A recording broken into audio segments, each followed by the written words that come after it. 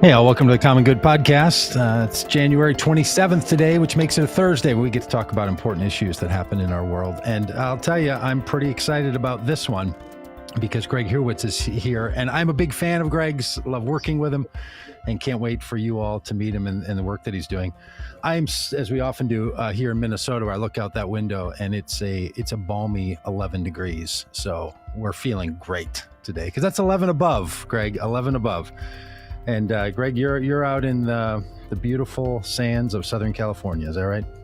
That's right. And I will not tell you what the temperature looks like outside my window right now for fear of eliciting some Doug Pagitt fury.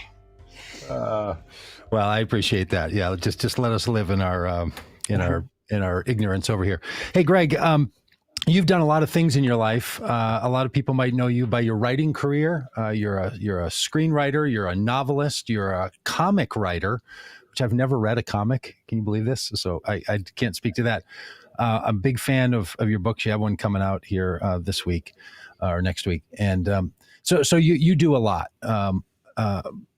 But we met not because of your great fiction writing and because of your great storytelling ability. We actually met because of the work that you and a number of others in the Hollywood screenwriting community were trying to do to help Democratic candidates message better. But actually, it's always been a larger narrative than that. It seems to me that you really believe that Trumpism and a kind of takeover of the Republican Party has been so dangerous for our society, and that we really have to tell different stories. Our politicians have to tell different stories. Our civic conversation has to elicit a different input from everyone.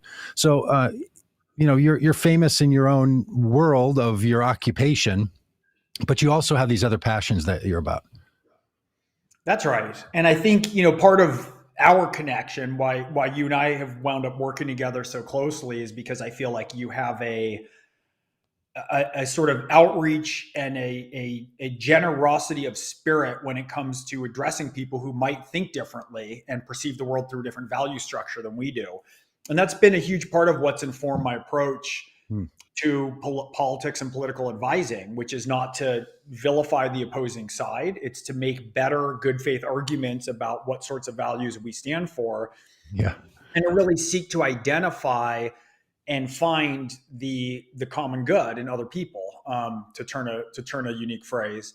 And so, part of that was when President Trump was elected, I had a different reaction, I would say, than most people who would identify primarily as Democrat, which was I thought it was really time for us to look in the mirror as liberals and say, what did we and what have we been getting so wrong in so many ways that President Trump was considered a better alternative than the ideas and the candidates that we're putting forth for, close to half the country. And I think any process of outreach or transformational change, it always has to start with an honest inward reflection. Because if you can't change your own perceptions, it's easy to blame it on the polarization of news. It's easy to blame it on Fox News. It's easy to blame it on the fact that, as both sides feel, the other side is, immoral and wrong. Right. But I really think that there's no gold in them. They're hills, right? The only way to move forward in concert with somebody else to try and reach a new meaning and a new shared sense of community is to look within. And so, I mean, it's hardly a fresh observation, but it's one that I took on in earnest in 2016 and have tried to hold to as best as I can. Yeah, and I'll tell you, the work that I've been in with you, you do a great job of calling us to that. It's really really meaningful. Can you talk a little bit about what gave you the gumption to do this, to sort of think, hey, you know what I'm going to do? I'm going to pull together a group of screenwriters and Hollywood, professionals, and offer their services to political messaging for politicians. Because a lot of us, we woke up on November 9th, 2016 and said, things are not the way we thought they were. Obviously, the world looks much different than we thought. And everyone scrambled around trying to figure out, what should I do? What could I do? Is there something that could be different next time? And you thought, Hey, I need to reach out to the Democratic Party and talk to them about messaging and talk to them about why this failure of connection has happened. What told you that's a route that you should take? Such an interesting question. I mean, the first thing I'll say is that, I think that reality is where ideology goes to die. Hmm. And so one of the first things that I was intent upon was doing things that would have concrete outcomes. I was interested, I think we have to get away from sort of permission structures and language play and get to people's intentions and get to concrete outcomes. And if you get to concrete outcomes, there's no room for ideology in that. Either the ideology has um, has given sort of groundwaters into something that where something will flourish and grow, or it won't, or quite often it's Nice. a combination. Maybe a solution's 50% conservative, 50% liberal. Maybe it's 90-10, maybe it's 70-30. But the outcome of who we are helping and the kind of new stability that we're ideally bringing and a new sense of community, working against toxicity and polarization, it doesn't come from that. Hmm. And so that was part of it. And then a lot of this were the doors that opened to me. Hmm. I'm not interested in politics almost at all, Doug. It's not. I'm interested in storytelling, narrative, and psychology. Um, and I felt like, because of my books, I write thrillers, predominantly.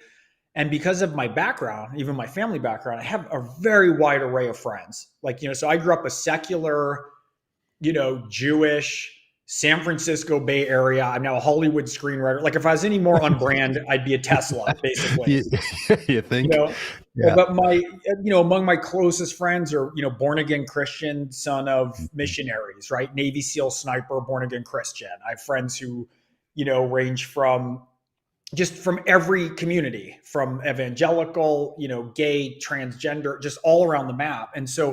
And a lot of these relationships, especially with people who are conservative, are people where I know their character. We have a genuine relationship and connection. I can't dismiss them because they voted for Trump, that it's because they're stupid, that it's because they're uneducated, Yeah. because they don't know what I know. And if only they were better educated into empathy, that they would vote my direction. And so I think it grew out of a real base of me from my research, from the kinds of people I talk to. I have a lot of friends in the military, other communities like that, because I want my books to talk to a whole cross section of readers and people with all sorts of different Hmm. stories. I don't want to write propaganda, right? I don't want to write stories that I already know what I think about everything. And so there's a constitutional openness, I think, that comes from being creative by design.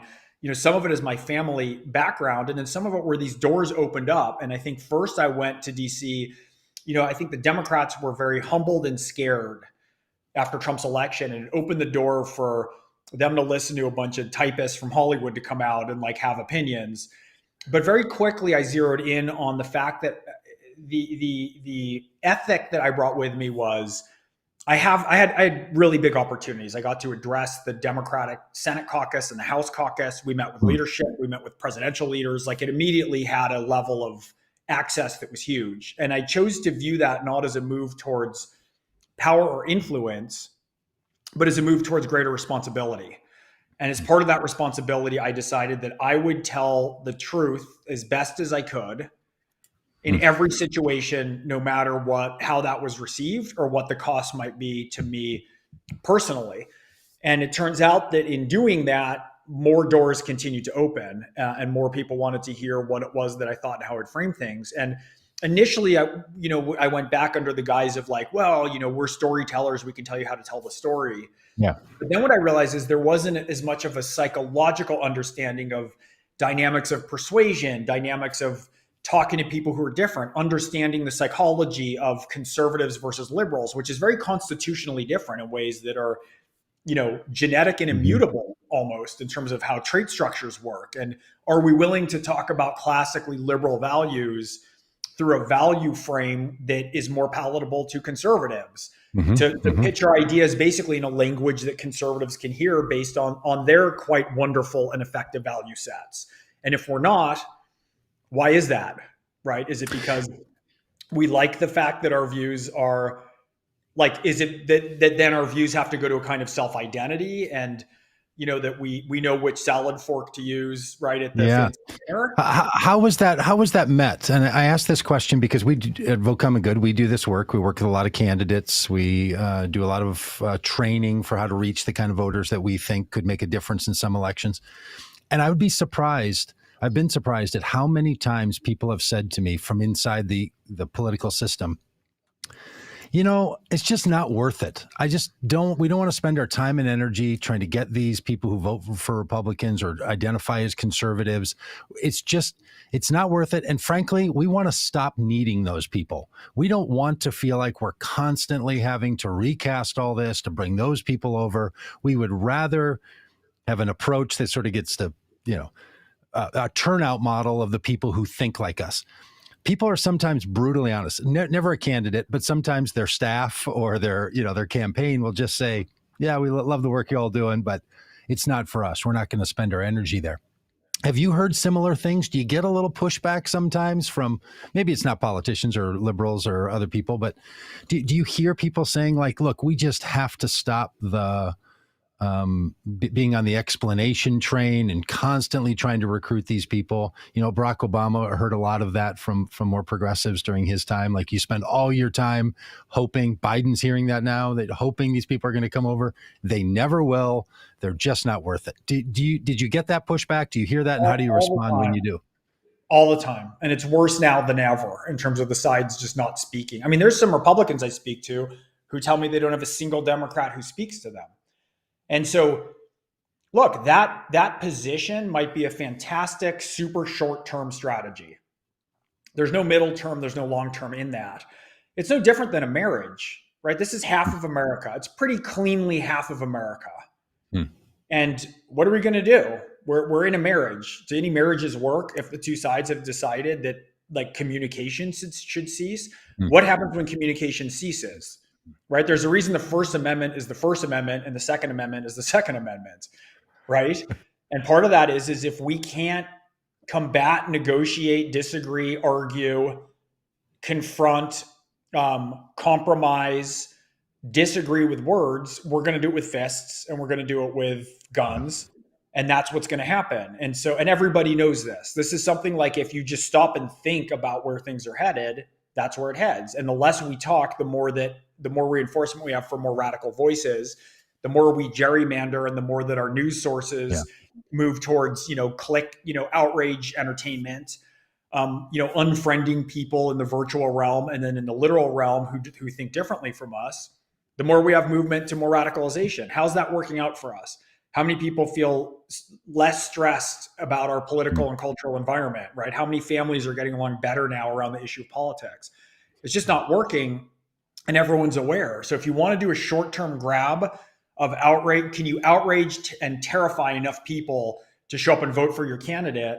Sure, you can do that, and maybe we have one more election, but at some point it's going to break one way or the other, and nothing would be more disastrous than, I think, a culture that is ruled by, or a society that's ruled by, one half with an iron fist over another half who feel subjugated. Yeah. It seems to me that our politics, it's kind of hardwired into people for whatever reason, whether it's by habit or by, as you say, maybe even a constitution that puts them, an emotional, psychological constitution that puts them in one camp or the other. I don't know what percentage it is, but a bunch of people are going to vote for Republicans no matter what. A bunch of people are going to vote for Democrats no matter what. Then there's some people who will switch. There's some people who haven't yet decided where they fall. They kind of move about. I'm really interested in people who voted one way their whole life or have seen one identity, and they're willing to take on a new identity, because I think a lot of personal growth and change for individuals and societies is really an identity issue. So people have to overcome and make a change in their identity. And the biggest hurdle to overcoming an identity is believing that other group frankly doesn't like you. At a very deep base level, it's might come out as I don't like them, but you're pretty certain they don't like you. And that's so true in politics. People are so convinced that the other side doesn't understand them, know them, and if they did, they would like them even less than they already don't like them now. Do you have that same sense? I mean, you're such a gracious spirit. You're so open to people. You have these friends. You're probably trapped all the time in these conversations where people say things about the kind of people who are actually your friends, and you're like, well, I do like those people that you find so reprehensible. Yeah, not just like, I mean, love. I've people who I disagree with on virtually every political issue who I've relied on in situations that felt like they were life or death. And it's Mm, like, that's more important to me than, mm, which Chad they're knocking out of a ballot. I mean, a couple observations about what you said. It's important to remember we also have 80 million people who are so disillusioned or feel like politics is so useless, they're not even bothering to show up. That's yeah. as many people as voted for either candidate. And the other thing I'll say is that the average Obama Trump voter, so let's call that a true swing voter, thinks about politics 4 minutes a week. 4 minutes a week, as opposed to people in these different camps who probably don't think about politics 4 minutes a week. So, what are they thinking about? If you're an out of work electrician with a special needs kid, a parent in a home, and you lost your health care, Yeah. you don't have time to think about what an emoluments clause is or what cultural appropriation is. It comes down to me like the one fundamental Yeah. unifying Mm, statistic for me above all else is that in the last 40 years since Reagan, $50 trillion with a T has moved from the bottom 90% to the top 1%. Now, some of that is due to globalization, and some of that I'm sure is due to free market, but this is not predominantly due to free market capitalism that rewards innovation and competition. This is due to corporations figuring out that lobbyism and petitioning and monopolies are more successful and easier than promoting things that are actually truly under what a free market is. And if you look at that framework, you can understand why a lot of people who voted for Trump, there's a lot of similarities to people who were ravished in the mm, opioid crisis. You're from that community. Well, guess what? You might have a distrust. Like if you look at cultural issues through this frame, yeah. if you had an uncle and a son who died in an opioid crisis, you might have some hesitation about the big pharma government experts giving advice about a vaccine. If you're in the African American community, with a history of, Miss Evers boys of the, Hmm. the syphilis experiments in it's, you might have a very healthy hesitation of wanting to be brought in to, a different perspective on any topic in a way that comes from a respect and regard from where you're coming from and where your values and community are. So there's that. And then there is this unbelievable level of vitriol bordering on disgust. Hmm. And disgust is more threatening in some ways. I mean, I just got back from a meeting in DC where I met with a lot of people across the aisle, and you bring up something to the other side of who you sat down with, and a very common remark is like, "Oh, I hope you took a shower afterwards." It's like this sort of disgust reaction that I hear from left to right and right to left, and that's predominantly what motivated Hitler. Hitler Mm, wasn't afraid of the Jews. He was targeting, like, it was like rodents and then homeless people and then Jews and then Slavs, and all the fire imagery was to, like, purify through fire. And this sort of just, when in-group favoritism really folds in, a disgust reaction in some ways is even more yeah. polarizing than fear, because fear at least carries with it some respect or some regard. And so the more that I'm seeing these camps separate, the more I'm aware of the fact that we need some kind of, like, we have to break the cycle. It's only moving in one direction right now. And so that's been a big part of what my mission is to figure out, where there's common ground, where are there holes and opportunities for transformation. And I keep thinking, even around these complex issues of, let's say, gender and race in America, which are very loaded, it's like, well, if Desmond Tutu could help figure it out, Yeah. right? That's right. If he could figure out how to move, a nation that by any description that should have just wound up in genocide and wreckage, right? If he was willing to have that. And so truth and reconciliation is key. But the thing is truth is really painful, right? Truth is the cracking of those constructs, the scaffolding that encompasses, let's call it our identity, the way that you talk about it, with some Mm, ideology in there and some notion of what lays beyond that. mhm. And so the first thing that you need as a precondition to having truth and then reconciliation with the pain of it is a notion that we have something that is shared between us, and there is some future that we need to move to together. Because if we can't identify that, the pain of truth and the pain of reconciliation, it's too big a cost to bear. And right now, I think that's where we're struggling. We're struggling to see actually a common humanity. We're struggling to see a common and shared future with having Yeah. any notion of worth of the opposing side. Yeah, the issue of storytelling to me is not just an issue of like how do we tell the story about policies or candidates or politics, but how do we tell the story of who we are as a country? How do we live in this world? What are we up to? What's this all about?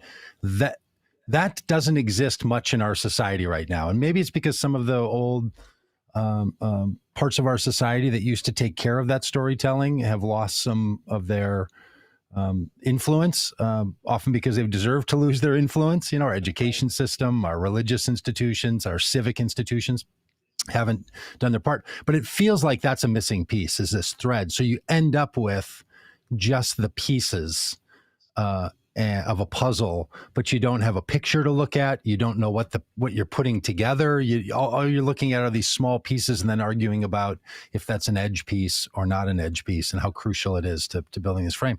So I feel like that's where we are. I want to ask Gregg a little bit about where this all comes from. You know, if someone goes on Wikipedia and they look you up, they're going to be like, wow, the guy's written 23 books and screenplays and comics and went to Harvard and studied Shakespeare at Oxford. Like just a great pedigree. What they don't see is probably the nicest guy that you'll ever meet. That's not on your Wikipedia page, but if I could get logged in, I will add that.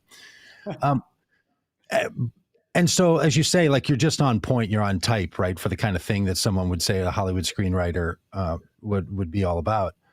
But how did you grow up? What was your family like? That was the background for you that led to all the rest of that, but also this perspective that you have now.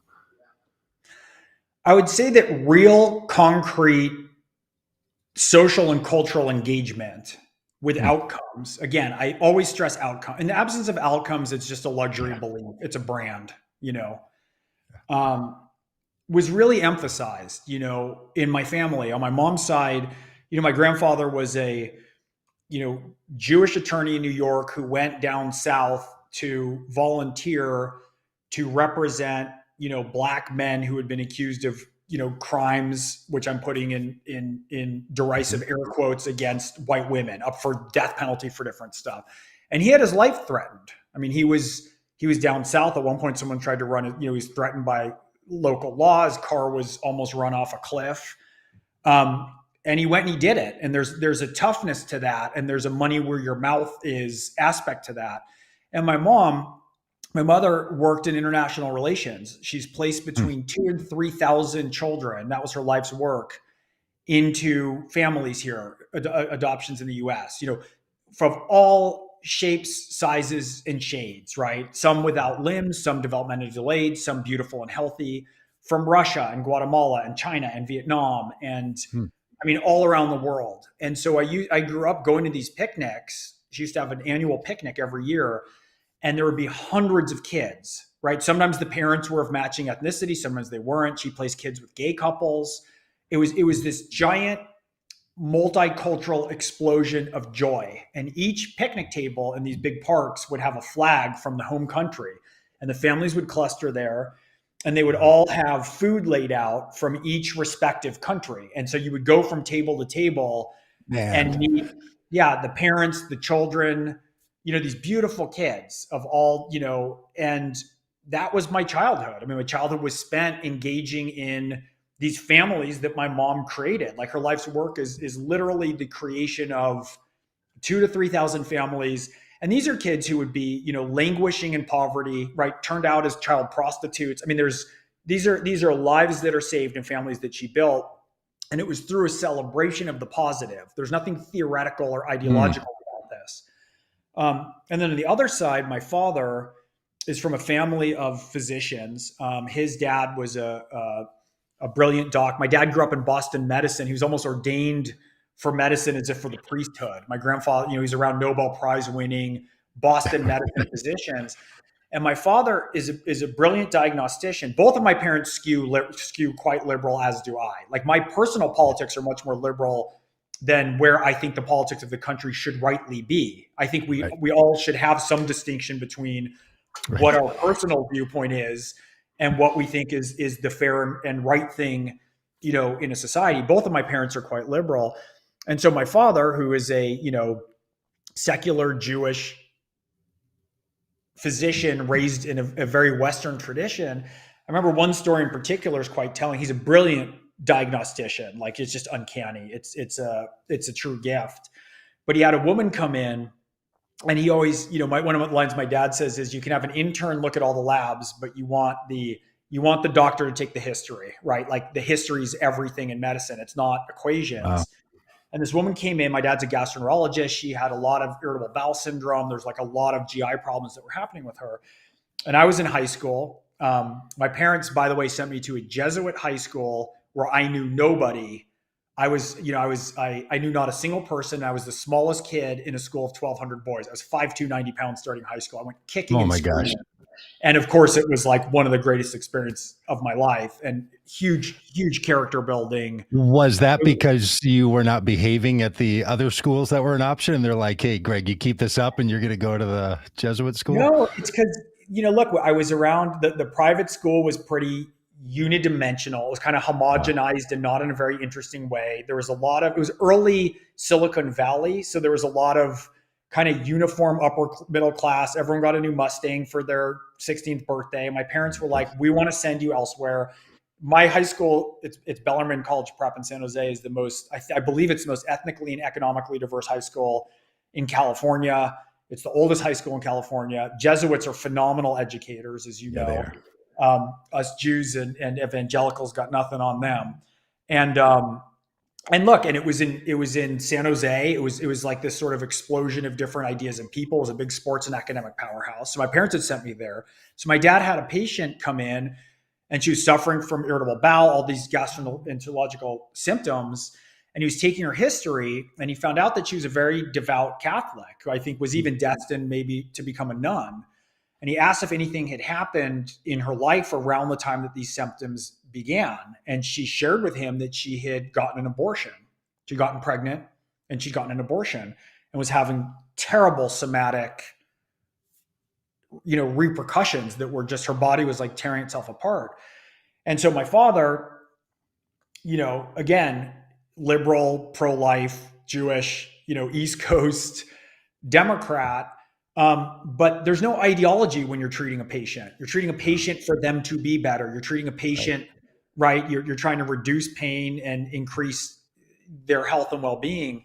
So he called the principal of my high school, who was Jesuit, and said, look, here she is. Here's her local church. And what do you think about that? He said, well, that priest is very kind of fire and brimstone. And if she goes to him for absolution or for confession, it might be really traumatizing. And my father said, will you come to my office and take her confession in my office? Because the Jesuits tend to be in the more liberal or open-minded part of the church. And so this priest, who we knew was family friends from my going to the high school, came to my dad's office, took her confession, absolved her, and her symptoms cleared up. And if ever there's a story about the importance of meeting people where they are and talking to them in a language and through a value set that they understand for their own prosperity. I mean, he could have gone down the line with drugs and this and that, and she'd probably still be on drugs today and dealing with, physical pain that codes for emotional pain, that codes for psychological pain, that codes for spiritual pain. Right. And so I think that was something that, despite the personal politics in my family, there always was a higher order calling, which was to make people's lives better and to be of service and to try to intervene where there's pain and suffering and injustice, to try to alleviate that with whatever talents that we have and whatever gifts that we have. And so I think that was a baseline for me, that I just grew up as that being something that was the highest sort of familial value. I mean, good on your dad, right? For thinking about her and coming at this from her life's approach, and for your dad sharing that story with you and with others, right? I mean, it's possible he could have had that happen and just had the arrangement be between he and the priest and the patient, and never narrated the story of a better way to do his Yeah. his doctoring. And of course, it was years later with all proper nouns removed. I just don't, let's not have my dad arrested for HIPAA violations. But yes, he was, Yes. he Yeah. was, Well, but yeah, there's it all, was part of him saying, you as did my mom. My mom placed kids out of orphanages who had like no limbs. I mean, like it was in families in the U.S. who felt like they were mm, put on earth. Some of them of Christian faith to have these kids feel like no matter what they were going to be loved, that they were going to see an inner soul that would not, they couldn't stand the notion of these kids not feeling that they were loved and valued. And it's seeing through. And so whatever ideology, whatever liberal orientation we had, both of them had a higher calling in their professions that wiped that out. As I say, my constant refrain again is, reality is where ideology goes to die. And when you hit it, and when you're confronted with an actual human, yeah. you have a choice. And if we want to retreat to ideology over that, then shame on you. You're part of the problem then, probably. But if you're willing to allow your worldview and notions to be cracked open in the service of another human or other people who come from different perspectives, and if you're willing to, when you open yourself up, it's not just to help somebody else, it's to let that mindset and to let that value system into yourself also, right? So it's all additive. So 5 years ago, you end up in this world doing things differently than you had before. Do you feel like that sense of what you're up to, what your mission is changing now compared to where it was, Yeah. in, I don't know, January of 2017? Yeah. I mean, look, I've been frank and clear that I am not a fan of President Trump and his most staunch allies. That's to me, that's of all the problems. And I think there's a lot of problems on the left and the right. And to me, that's the problem. Like, objects in the rear view are closer than they appear. That's mine. And that leaves open the fact that, some of my friends who I've mentioned see it differently, right? And they pulled the lever twice for Trump. And part of how I look at that is, if these are my friends who are good people who I know, who I trust absolutely, they're a canary in the coal mine for a certain kind of problem. And I don't get to decide that they're an ignorant canary from an ignorant coal mine, right? But likewise, for me, we all come from our personal perspective. There's a bunch of reasons why, for me, the approach that President Trump has taken and that of his allies, that rings alarm bells for me in a different way. And so I think that, early on, it was a big mission of ours to flip the House in 2018. We did a lot of work in that regard. We did a ton of work, increasingly with you and your group too, in terms of providing a bulwark, against that, also into the presidential in 2020. And increasingly, as we're looking forward, part of what I'm realizing is I want to talk to people who, like me, I don't want to do this in 2024 and 2026 and 2028 and 2030 and have this escalating tit for tat of Harry Reid blows up the filibuster and then McConnell applies it to the Supreme Court and then Biden tries to for election. And so what I think this moment is increasingly calling for is a different kind of change rather than opposition, and it's transformational change. And so a lot of where I'm increasingly finding my energy and even calling, if I can call it that, is in translation of literally like trying to translate for different sides, for individuals and leadership on both sides, what the other side is actually saying, to at least have the disagreements at the level that they are, rather than what fear distorts the notion of what the opposing side is, right? Because people tend to be in an escalatory game, people are reacting to their fear about what the opposing side believes, and that causes escalation. So it's translation, mediation, and I hope truth and reconciliation. And so it's moved into a different focus, which I also believe is inclined towards what our Uber strategy has to be. Our Uber strategy has to be anti-polarization. Like, the enemy isn't even the far left and the far right. The enemy is polarization and disinformation. Right? The enemy is anti-truth. The enemy are lies, people's reaction to lies, the fear that elicits, and the escalation that causes. And if I can hold that in mind increasingly as the North Star, I still think, and I probably always will, that liberals and classic liberal values um, are the way to go. That's my personality Yeah. structure, it's my background, it's where my heart is. And I will try to advocate that in good faith ways to reach an arm across to people and to try and make those arguments as good as possible. But I also have a respect for actual conservative values, and I'm detaching conservatives from Republicans right now, just like liberalism should be detached from Democrats. The parties are these imperfect proxies, and now some might argue even more imperfect than ever of what those beliefs are. But I think the only way for a society to function Mhm. is through an interplay between conservatives and liberals. And part of that is these varied trait structures, which we won't delve into too much, but big five personality traits. Many people are familiar with Myers-Briggs. That's like the cliff notes to this. Yeah, right. People are pre-selected to have different trait structures. Liberals are higher in openness and empathy. Conservatives are higher in trait conscientiousness. It's not that they lack empathy; it's that there's other values that are primary, and these are spread across every ethnicity and race. It's not like liberalism accrues more heavily to Latinos or to African Americans or to Jews. It's These are common distributions.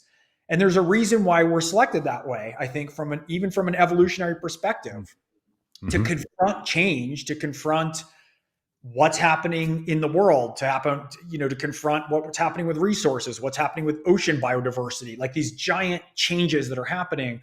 We need people who think differently, covering each other's blind spots, right? Working to erode each other's confirmation biases to work together. There's literally is an evolutionary reason for why people think through different value structures, and it's the concert of that. Like, to give a very quick, concrete example, conservatives are lower trait openness, right? Openness is more creatives. It's why Hollywood, right?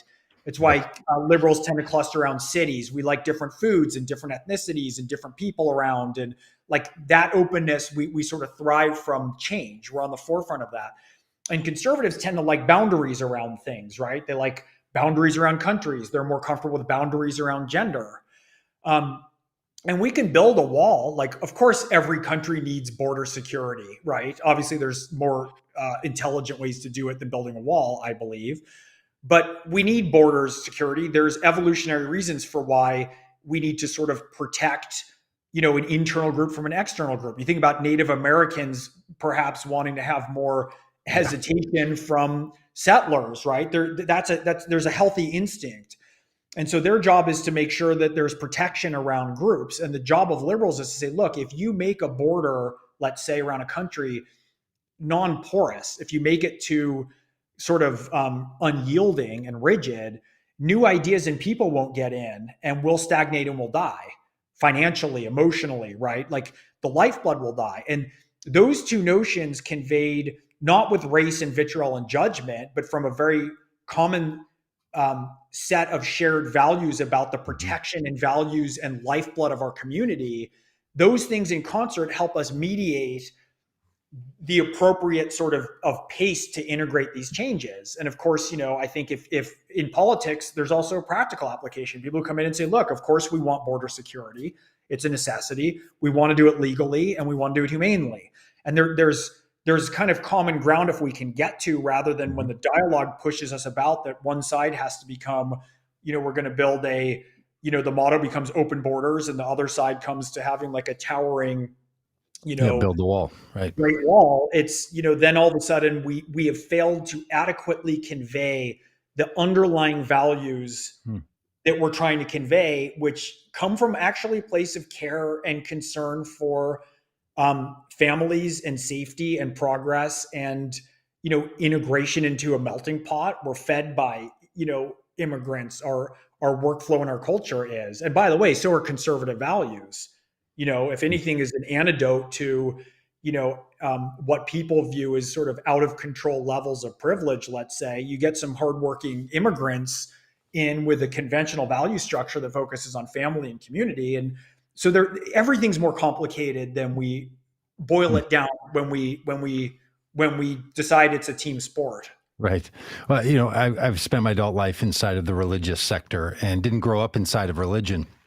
And when I was a late teenager, I Hmm. got into Christianity, and it was all new to me. I didn't know how any of it operated. And I was really surprised to meet so many religious Christians who were, by their terms, fundamentalists. And what that meant was that they were separationists, meaning they wouldn't have anything to do with other kinds of people. They wouldn't go to certain movies. They wouldn't be caught in a certain place. You couldn't date somebody outside of your group. And when I determined the distinction between a fundamentalist and non-fundamentalist wasn't their beliefs, it was how determined they were to not live in closeness and proximity to people who were different than they were. And the thing that has scared me in the last 7 or 8 years is how rewarded people are for feeling like it's a good thing to not know people who disagree with you.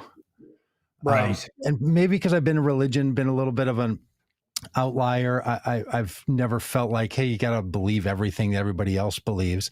And I only want to disagree with an idea that I know someone who I care about holds that idea. So that in my mind's eye and in my heart, I can truly say, I know someone who believes what I'm about to critique. Because critiquing an idea, easiest thing in the world. To know that this matters to someone, not because of the nature of the belief itself, but because of how it functions in their life. I feel like that's some of what you're getting at too. Like we have to know that these beliefs and these identities and these political or civic or social categories, they're serving people in a certain way. They do something for them to help them thrive as a human being, what they think is thriving. And people don't really know. I mean, you're more of an expert in psychological analysis than I. I love your thoughts on this. When we try to believe that people know why they believe what they believe, and we think, well, if I just ask them more questions and have them tell me, then I'll understand them. You don't really get to understanding by a direct question of why do you support, this candidate, or why do you think building a wall is a good idea? A lot of people are like, I don't know if it's a good idea. I'll just tell you all the people that I like, they think it's a good idea. That's why I think it's a good idea. Do you have any thoughts on this? Like what the I mean, separation from one another does, and how do we actually come to understand someone else? well, look, I don't see the value in having friends who think like me.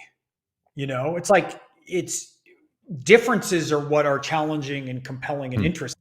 If I had a completely, and of course I have friends that we agree with on a lot of issues, but some of my closest friends, we don't agree on a lot of things. I mean, what do we agree on, right? Loyalty, honesty. I mean, like, Right. I'm not talking about those values, but I'm talking about, I don't want to sit around with a bunch of people who hold all of my political and cultural views, my taste in music and food. It's just, to me, there's no there, right? There's Huh. nothing that's Interesting. interesting. And if we think about it, we all know this. Think about it Sure. strategically, just for a minute. If we get out of politics, you're starting a company.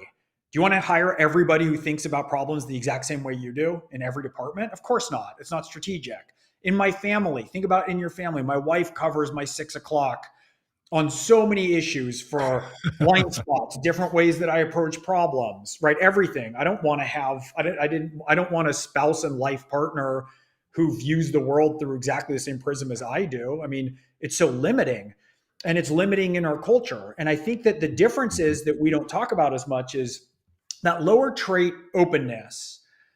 There's plenty of people who like to live and are more comfortable living in a more insulated community, and that's Sure. okay. If people want to live if they're in a rural white community in Alabama and that's their comfort level to be around a culture that they're familiar with, if they're in a more insular, let's call it a Cuban American community in Miami, some people choose that, other people don't. I think the issue that we get into is when that perspective gets judged in its Mhm. own right, or when that perspective solidifies into a hatred or judgment of outside groups, right? And so these differences, we need to have more room to allow the fact that some people don't want like a potpourri of cultural explosion around them all the time, like I happen to love. I mean, that's what I thrive off, and that's perfectly fine as long as it isn't sort of codified into some like negative or horrible view of call it the out group, or what they consider the out group. And the more that we judge, I mean, I've been thinking a lot about the ways that our worst fears as expressed and pushed. We push reality into being around us, Mm. um, psychologically, right? Like if let's say I'm in a marriage and I'm someone who's got abandoned by my parents and live in constant fear of abandonment, and I haven't worked on that, and I'm in a marriage that I'm constantly insecure and controlling and judging, and it's like, what's going to happen, right? Probably I'm going to drive the person away, a spouse away, a friend away, whatever it is, until I figure that out. And we're stuck in this cycle, I think, where the left for a lot of years, I mean, remember we were screaming that John McCain was racist. Now, John McCain is a lot of things, some of which I think were unbelievably admirable at a level that's preternatural, and some things which I completely disagree with him on top to Yeah. bottom. Right. He wasn't racist. He just wasn't. And so, and the right has been saying that the left is, socialist, crazy socialists who want to, Yeah. Right. and the more that we pound that, the more that you tell somebody what they are again and again and again, and election after election after election, and cycle after cycle, and the more that is weaponized through or monetized through a news media, through social media, through a gerrymandering structure that means that politicians speak to a more limited group, and the fundraising letters have to be more terrorized. We literally can push into being, the thing that we most fear. And look, that's not to remove the responsibility and culpability of those people in a party who make, immoral, anti-constitutional, and anti-American grabs of power from either side, and those who enable them. I'm not saying that is a dismissal, but I'm saying that when our cultural conversation becomes a reaction of fear and finger pointing, if you tell someone what they are enough, it's a way that we kind of can lean on the fabric. And people tend to understand this so clearly when we talk about a personal relationship. But then in politics, it's less clear. People understand that. If you say to a kid again and again and again, you're a loser, you never see anything through, can't you finish anything? Why can't you see something? It's like, where's a kid going to wind up probably, right? Same's true for adults. We're all just kids who kind of got older, and it's not like the laws of human emotion and psychology no longer hold.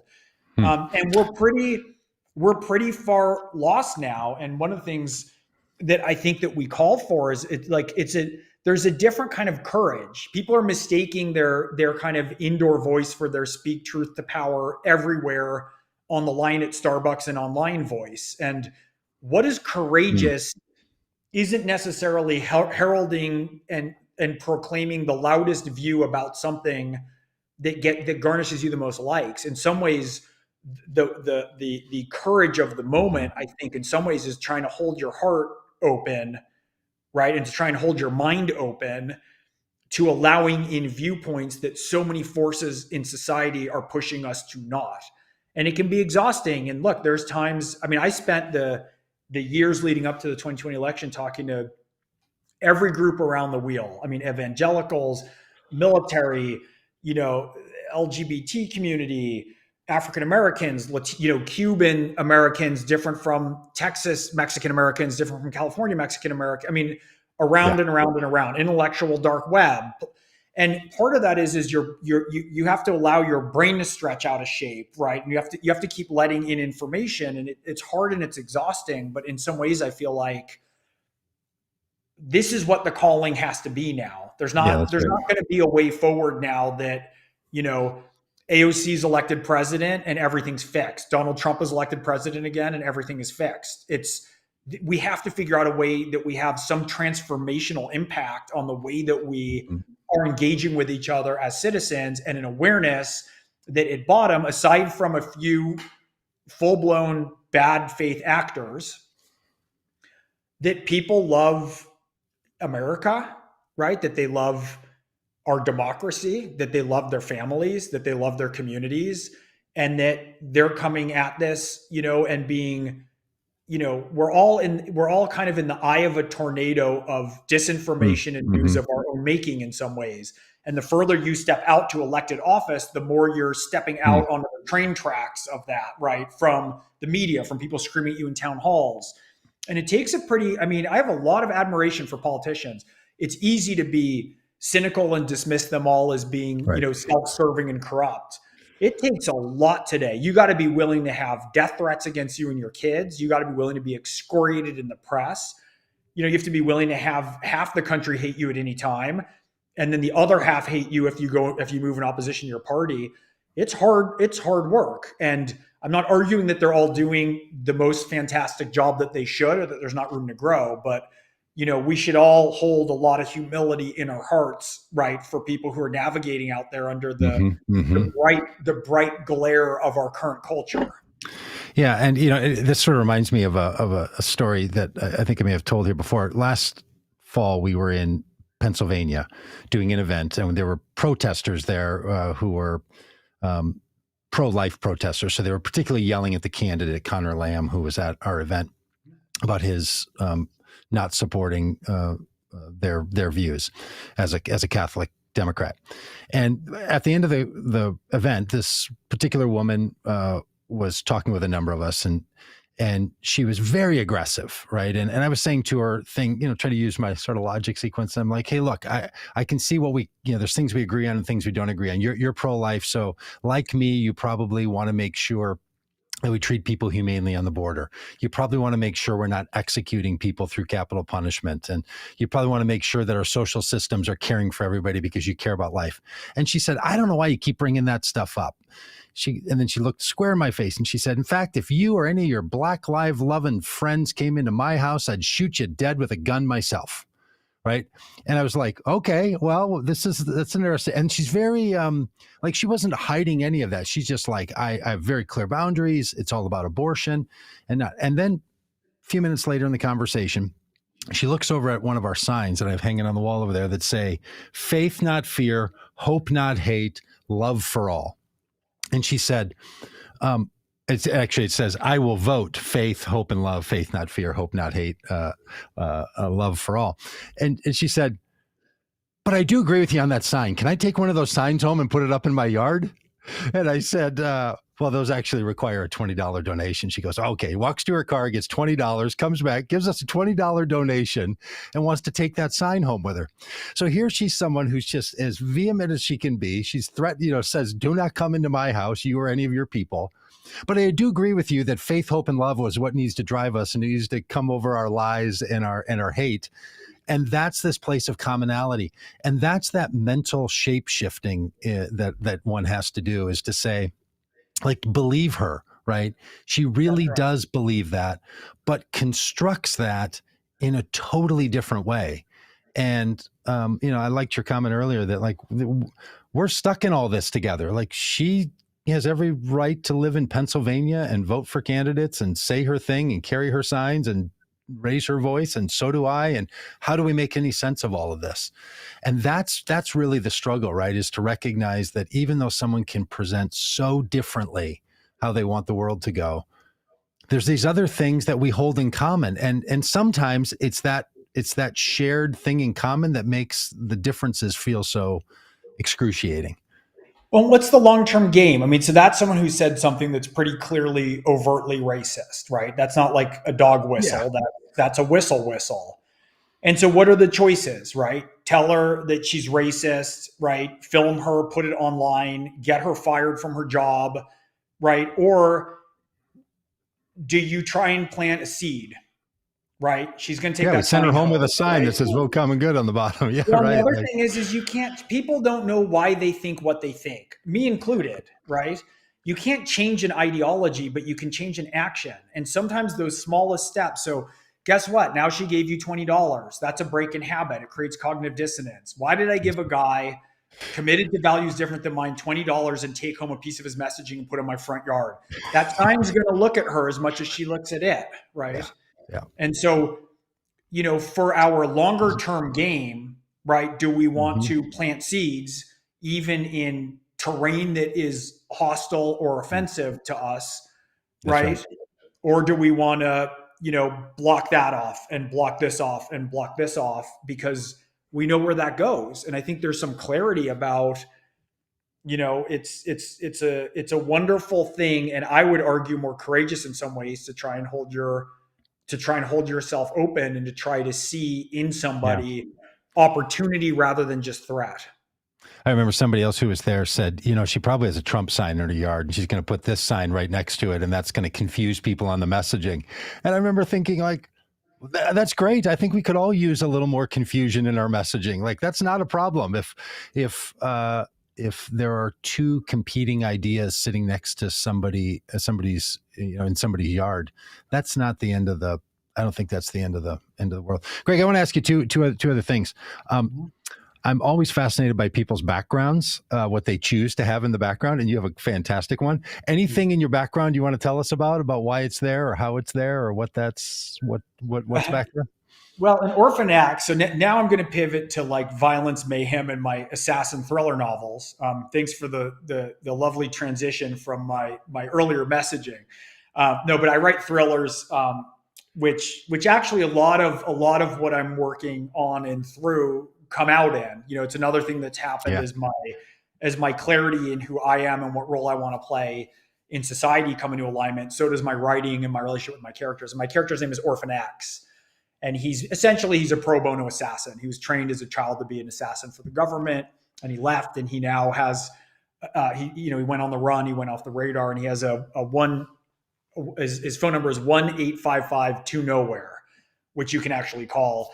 And it's people who are in like desperate situations, circumstances, need. There's no one else to turn to. No one can help them. And they call him, and he picks up the phone, and he will help people who are powerless. It's usually in the jaws of some greater, cultural or societal power, let's say.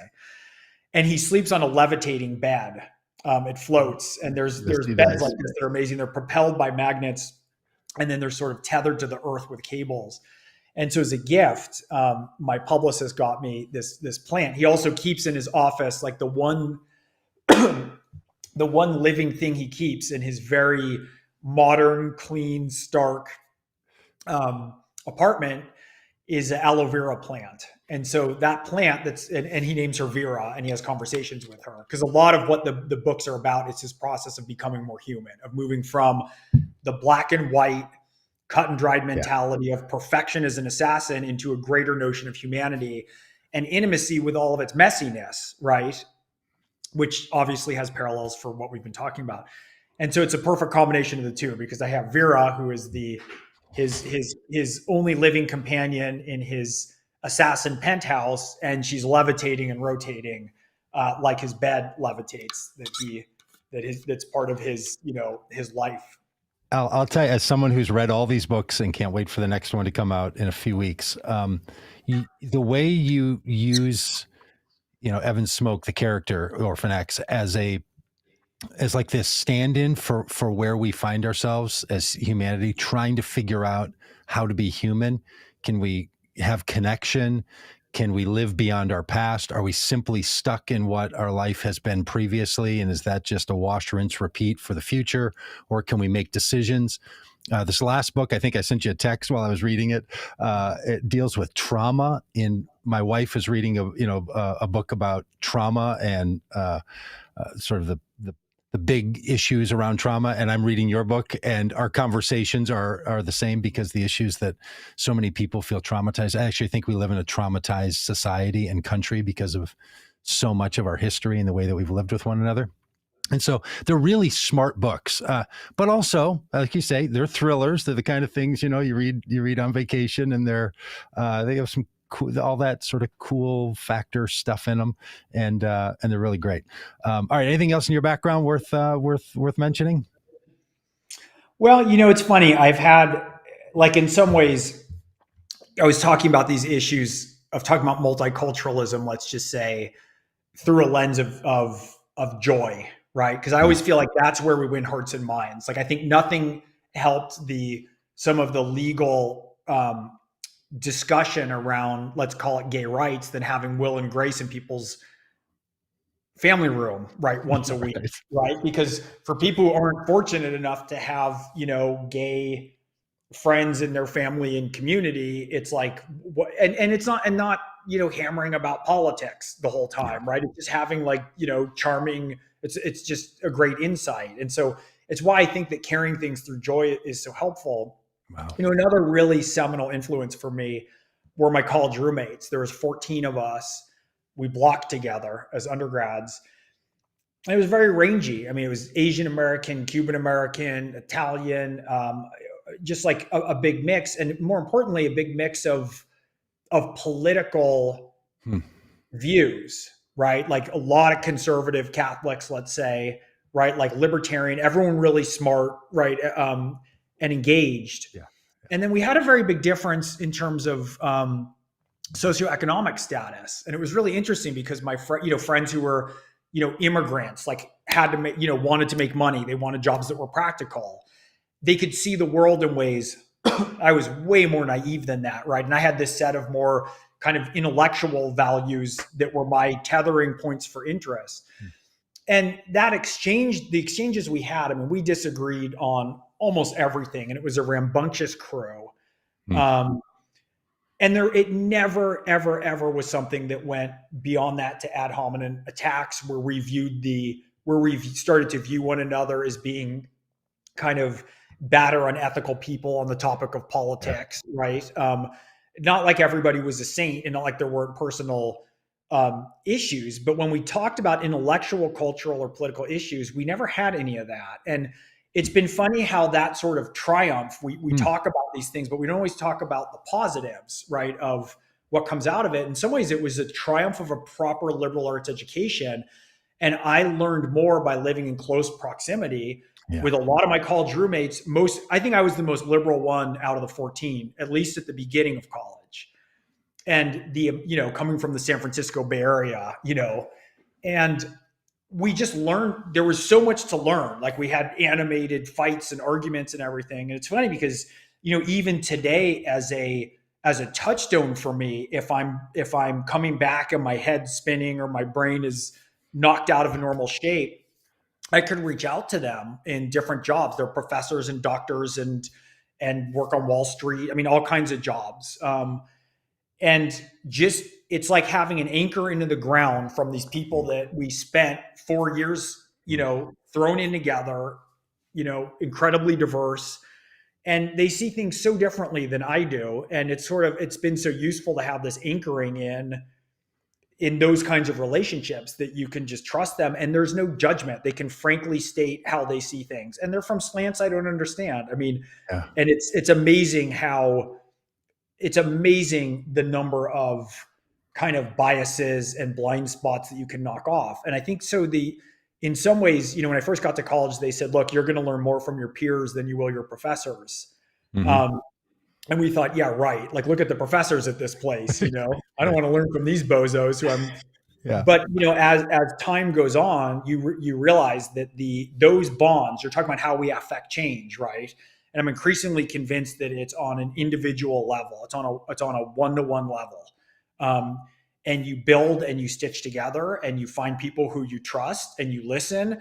And, there's stuff we're never going to agree on, but there's like a rule that we can, especially with certain ones who I engage with quite a lot, that we'll talk about anything and we'll agree or disagree about anything. And, everyone's going to go home knowing that we have this sort of common bond and we can just sort of knock up against each other. And some of that is knocking off rough edges. And it's been incredibly helpful to stay mired in a world that is, my family is quite diverse.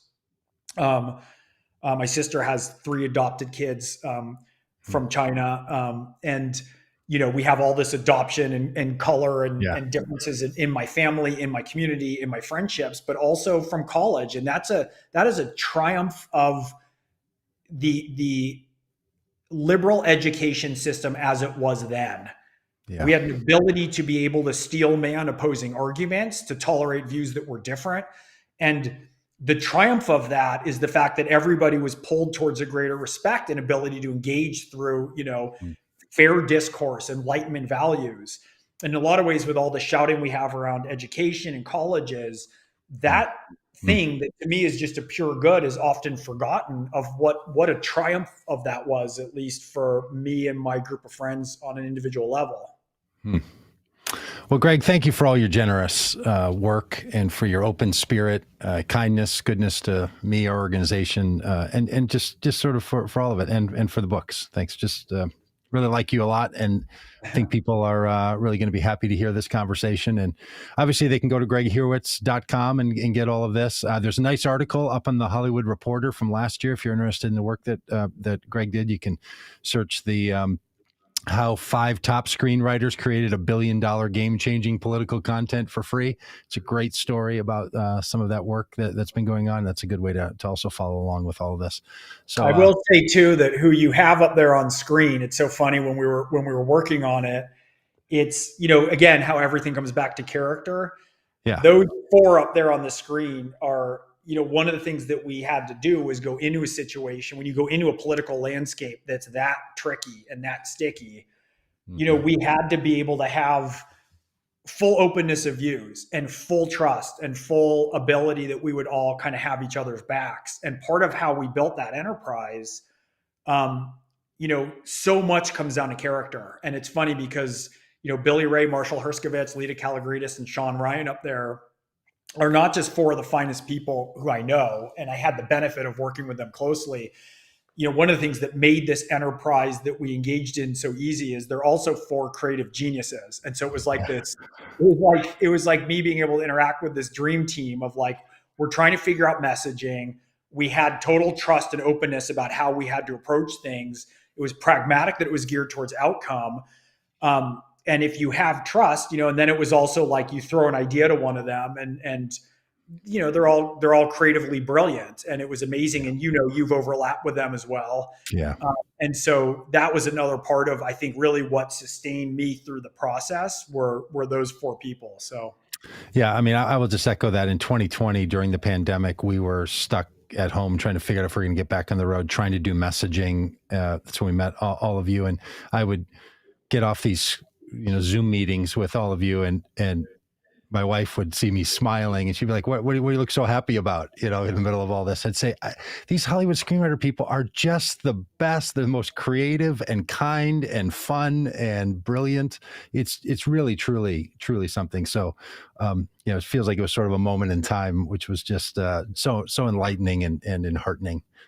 Yeah, and it's all about building a coalition. Talk about unlikely coalitions, right? Totally.